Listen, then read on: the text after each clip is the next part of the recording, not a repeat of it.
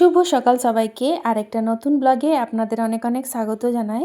আজকে সকাল সকালই ভিডিওটা শুরু করছি। আজকে তো সংক্রান্তি, আজকে আমাদের বাড়িতে মনসা পুজো। তো দেখুন সকাল থেকেই কেমন বৃষ্টি স্টার্ট করেছে। আজকে নাকি পুরো দিনটাতেই বৃষ্টি পড়বে, তো জলদি জলদি কাজ করব। আজকে তো অনেক কাজ আছে। এদিকে চান টান করে আলতা পরে নিয়েছি, এইদিকে সব পাতাগুলো জোগাড় করে নিয়েছি যেগুলো আমাদের মনসা পুজোতে লাগে। এইদিকে সব পিতলের বাসন ধুয়ে জল ঝরতে দিয়েছি। এই থালাগুলো নিয়ে এবার যাব আমি আমার মেজো জায়ের বাড়িতে। ওইখানেই খই ভাজা হবে, ওইখানে চুলহা জ্বালিয়ে খই ভাজা হবে। যে মাটির কড়াইটা বাজার থেকে কিনে এনেছিলাম সেটাই খই ভাজবে। এদিকে বালু ধুয়ে দিয়েছি শুকতে, এত বৃষ্টি পড়ছে কি জল আর শুকছে না। প্রথমে দিদি আটকলাইটা ভেজে নিচ্ছে, তারপরে বালুটা একটু কড়াইয়ের মধ্যে শুকিয়ে তারপরে এদিকে ভাজছে খই। একদিকে আমার মেজো যা খই ভাজছে, আরেকদিকে আমি বাছছি, কেননা খইগুলো ভেজে তারপরে এক একটা ধান বাছতে হবে। আমি খই ভাজতে অত ভালো করে পারি না, মানে আমি নামাতে পারি না কড়াই থেকে। নামাবার সময় আমার সব বালু সব নেমে যায়। তো বেশিরভাগ দিদিই খই ভাজে আর আমি বাছি। দেখুন এইদিকে ভাজা হয়ে গেছে, অনেকটাই বেছে নিলাম। এইদিকে বানাচ্ছে এখন দোনা। শাল পাতার দোনা বানাতে হয়, এটার মধ্যেই সিঁদুর, ধুনা, তারপরে আতপ চাল এটার মধ্যেই দিতে হয়।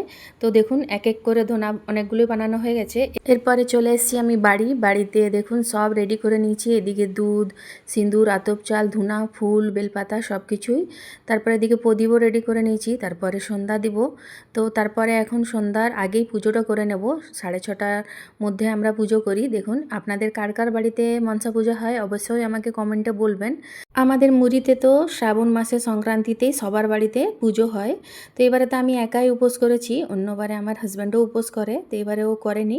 তো ওকেই জিজ্ঞেস করে আমি পুজো করে নিচ্ছি। এতদিন থেকে আমি পুজো করছি, মোটামুটি আমার বিয়ের 1-2 বছর পর থেকেই আমি মনসা পুজো করছি। আজ 18-19 বছর হয়ে গেল পুজো করা, কিন্তু তাও কেমন মনে হয় কি 1 বছরের মধ্যে সব কিছুই ভুলে গেলাম। আবার জিজ্ঞেস করে সব করতে হয়।